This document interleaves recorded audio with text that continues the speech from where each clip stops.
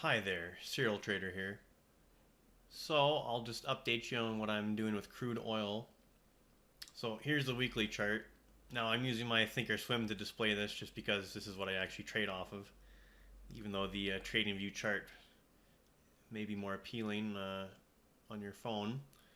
But anyways, so it's not labeled on here because it's not as streamlined to label things. I have to actually make individual text notes on this, whereas on the trading view chart I can just use their Elliott labeling tools. But anyways, so right here, this is the beginning of wave 3 of C, okay, on that larger time frame. So you got your 1, 2, 3, 4, 5 down for wave 3 of C. So I've done a 50% retracement of that entire wave 3, and that comes in at 69.21. So a 50% retracement is a fairly common relationship for a wave 4. So that shows you a current upside target now that we've broken out on the daily, invalidating the former wave count that had a possible top in place. So we do not have a top in place yet.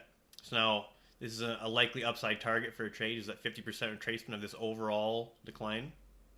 And again, 69.21 there.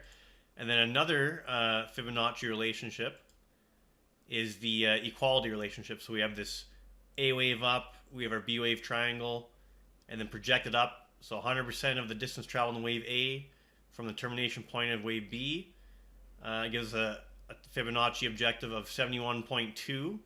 Okay, so 7120 would be that Fibonacci relationship. So Fibonacci relationships, they're not an absolute, but when you get a cluster of common relationships in kind of a congested area, that gives you a fairly high confidence area as a target for a trade. So that was the purpose of this.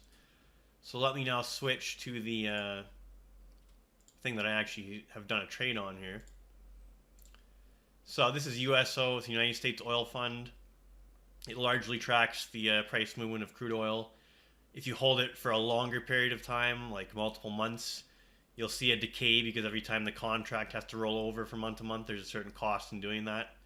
And the units of this fund just simply reflect that cost over time. But day to day or even week to week, it's going to almost identically track the percentage changes in crude oil. So what I've done, now that we've got our legitimate breakout, I've bought it with some calls here. And what did I buy? Okay, filled orders. Let's see. Okay. So I bought the 13 straight calls expiring on the 18th of May, and I bought 100 of them. Net price 75 cents per share per contract, okay? So I'm looking, now I've just done on this chart on USO, I just did a reverse Fibonacci of this most recent leg down to get a couple quick targets. And that gives you a price target of the 1.382 multiple at 13.93 and the 2.0 multiple at 14.95. And then I also have the 1.618 of this 1, 2. So that would be our third wave of 3. So just kind of a range of targets.